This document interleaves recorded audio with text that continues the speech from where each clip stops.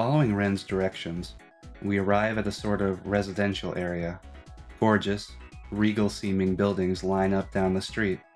It looks like they're all ranked, and our place to stay is a smaller building at the end. This is it.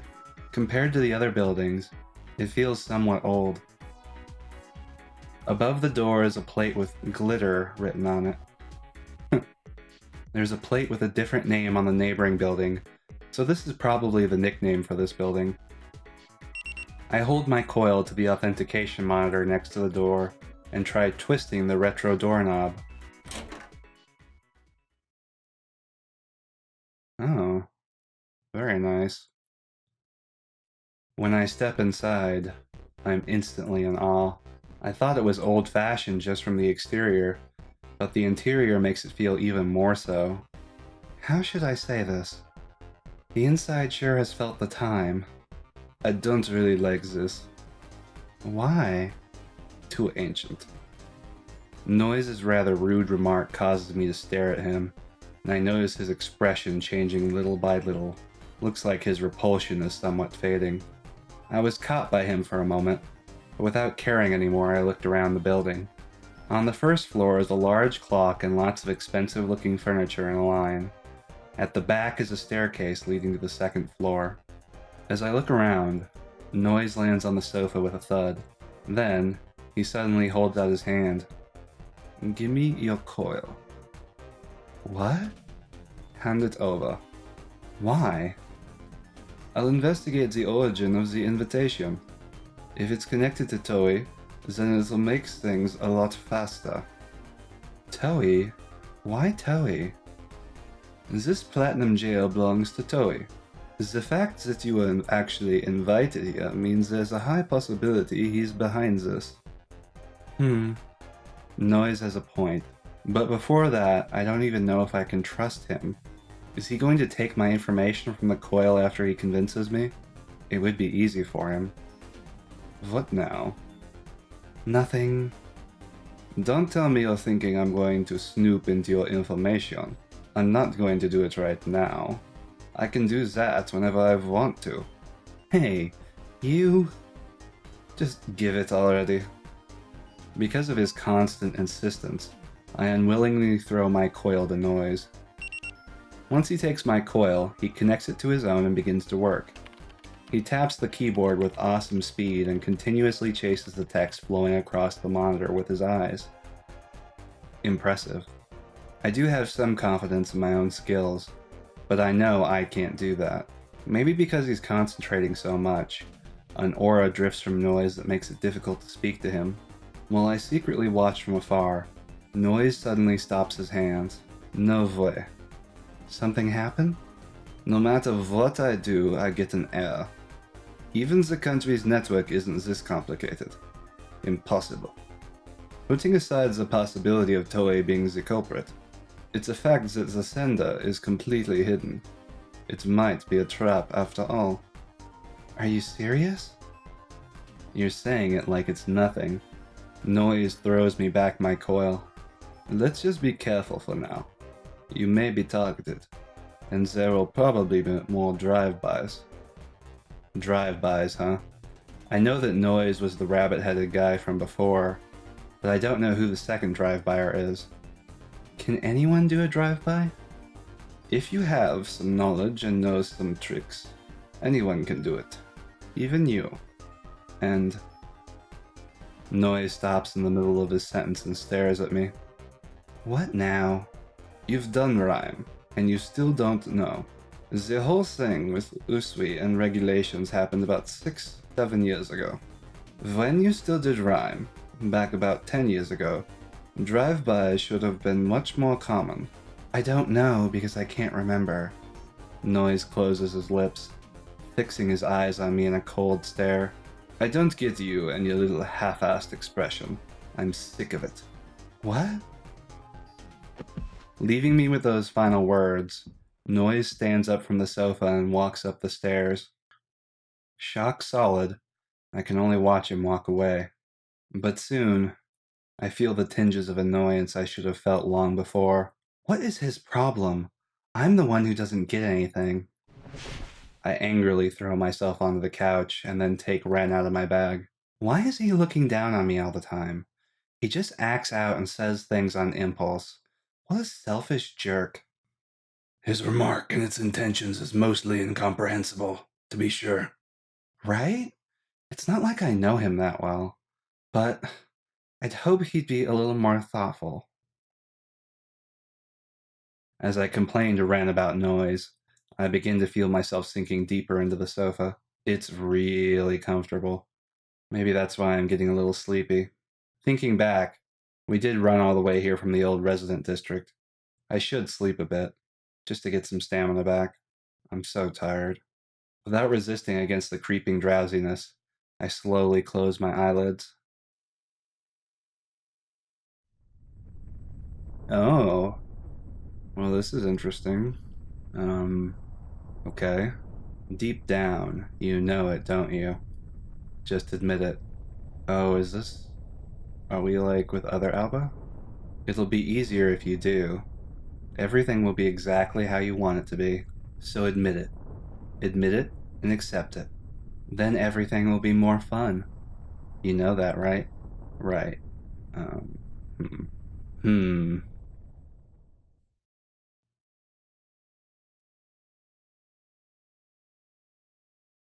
Huh. I push up my heavy eyelids and blink several times. What time is it? I raise my hand and look at my coil's clock. It's midnight. So I sat down on the sofa and fell asleep, just like that. I can feel a dull pain in my head. I have a feeling that I had some kind of dream, and I can't remember what it was. My throat is dry. Let's just get some water. When I rise from the sofa, I realize Ren isn't around. Huh? Where'd he go? He's supposed to be always at my feet. I heard something just now. Was it from the second floor? I climb the stairs and see Noiz on the sofa. On the second floor is a small living room with a television and a bar counter. Looks like there are rooms heading down the hallway. But what is Noiz doing? Even if he did notice me walking up the stairs, he doesn't show it and continues facing the other way. Maybe he's the type who doesn't notice his surroundings when he concentrates. I approach the sofa and slowly peek around Noiz from behind, and what I see leaves me speechless. Ren. Noiz has Ren sitting upside down in his lap while he holds a tool over him. What are you doing? I yell without thinking, and Noiz slowly turns around to face me. Oh, so you were here. Don't give me that. Let Ren go. Hand him over. I lean over the backrest of the sofa and pick up the blue lump from Noiz's lap. Worried, I immediately try to start up Ren. It takes a bit longer than usual, but Ren finally opens his eyes. Alba, are you okay? Do you feel strange anywhere? No problems. Really? I'm genuinely relieved that Ren is alright, but my feelings of relief revert back to anger and I glare at Noiz. You! What were you doing to Ren? I wasn't doing anything. Liar. You obviously did something. I did, but I didn't do anything that would cause any problems. And you're the worried one here. How so? I said it when the drive-by happened. You're getting all pissy just over an all-mate. That's pretty lame. What the hell? I lower Ren to the floor, walk around the sofa, and stand in front of Noiz. I can't just let him say that. I try to grab him by the collar, but I see something that startles me. Blood. Blood is flowing from Noiz's fingers. You got hurt? Yeah, I got nicked by the tool. Maybe when I picked up Ren, there were no other times he could have injured himself. When I peeped over him, he wasn't hurt. That means it was my fault. My anger quickly changes to awkwardness. I don't think I can bring myself to hit an injured person. Sorry, it's my fault. I'll apologize for that. Show me the injury. First off, we have to stop the bleeding. It's fine. No, it isn't. Show me.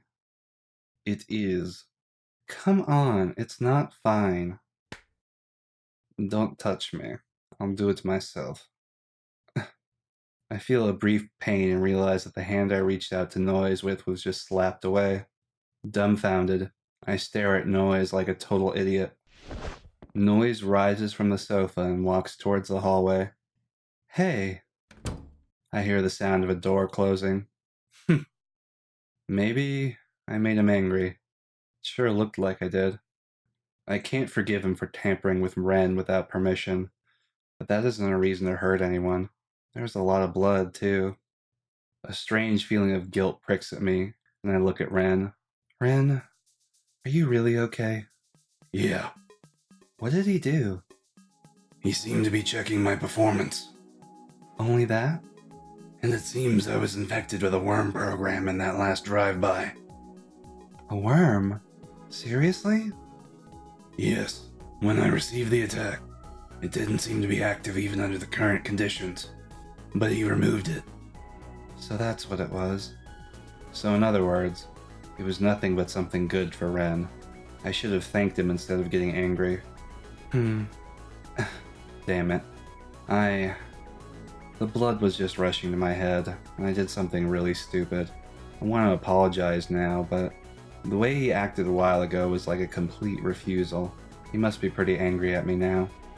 Knowing him, he probably won't even listen to my poor excuse of an apology now. It would probably just make him even more angry. What do I do?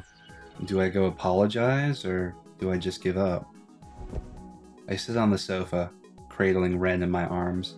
Noiz. I really don't understand him. I don't know if he's a good guy, a bad guy, or something in between. I turn my eyes to the door of the room Noiz entered. I really should apologize. Standing in front of Noiz's room, I try knocking lightly. No answer. He must be really angry. I'm sorry. I quietly muttered an apology and entered the next room. Inside is a neat, simple bedroom. I lower Ren onto the bed and lie down next to him. I take a long, deep breath and close my eyes. I can still feel a slight trace of a headache. I did something awful to Noiz. I'm worried about his injury too. I'll properly apologize to him tomorrow. Not to mention the fact that we also have to collect more info on Toei tomorrow too. Thinking in dribs and drabs, my consciousness fades and I fall asleep again. The next morning comes. This time when I wake up, I feel pretty refreshed. It's probably because I slept in a real bed and had a proper night's sleep. My headache's also completely gone. I get up from the bed and leave the room. I walk down the hallway into the living room. I feel like having a bit of coffee, so I head to the bar counter. I take 2 mugs from the shelf and put instant coffee in them. I make some for Noiz too, planning to take it to his room. I'll also apologize for yesterday. Wondering how to go about it, I continue preparing the beverage until a sound from the hallway stops me. It's Noiz. For whatever reason, I suddenly become very nervous and stare at the hot water poured into the cups instead of looking up. Noiz is coming over here. Morning. Morning. He answered me. I'm a little relieved. Noiz sits on the sofa and I bring over a cup of coffee to him. I place it on the table. I made some coffee. Thanks. His responses are surprisingly normal. What a relief. At any rate, he doesn't seem like he's angry. You know, about yesterday, trying to break the tension, I begin to apologize. Noiz, who took the cup and put it to his mouth, suddenly jerks back in surprise. He presses his mouth with his hand. A burn? I return to the bar counter in a hurry and walk back with a cup full of water and a box of napkins. Sorry, was it hot? Here, have some water. Were you holding it even though it was hot? Are you okay? Is no big deal. I wipe the coffee running down Noiz's hand with a tissue, and hearing his comment surprises me.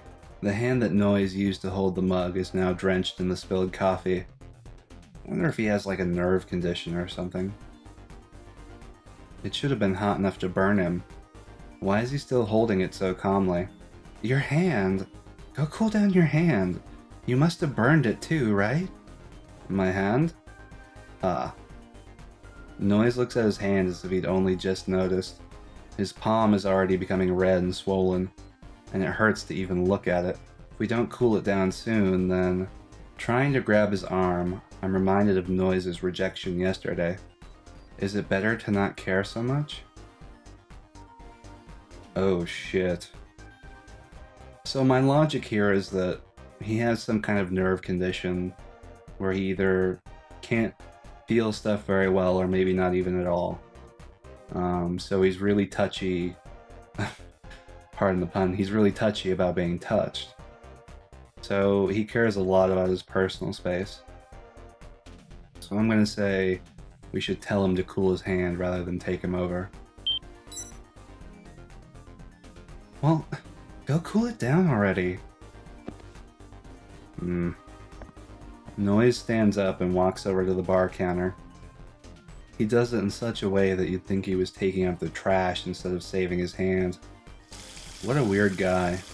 I know he noticed the burn on his mouth, but what about his hand? Is he just pretending not to feel the pain or something? If that's the case, then he's acting like a total kid. But, like yesterday, it's my fault again, leaving him with injuries and the worst.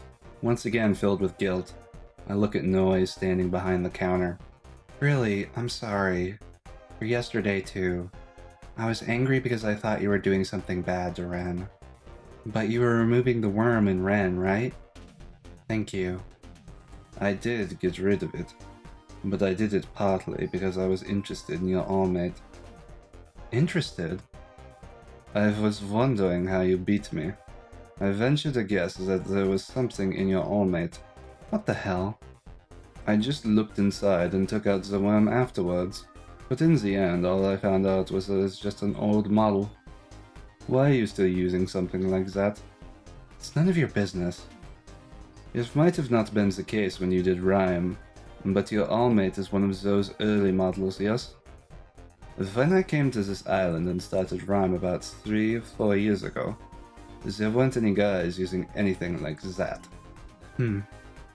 I took the liberty to investigate your allmate. I also took the worm out without permission. That's why you don't really have a reason to apologize to me. How good-natured can you be?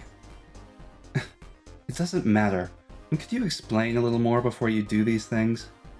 By the way, aren't you hungry? Huh? The sudden change in topic catches me off guard. Hungry? How's that connected to the conversation we just had? Noiz goes down the stairs without minding me at all. Hey, where are you going? Outside. Wait a minute. I rush down the stairs too. Noiz walks out quickly. What's going on? We were just talking about something completely different. He's just going on at his own pace. Honestly amazed, I chase after him.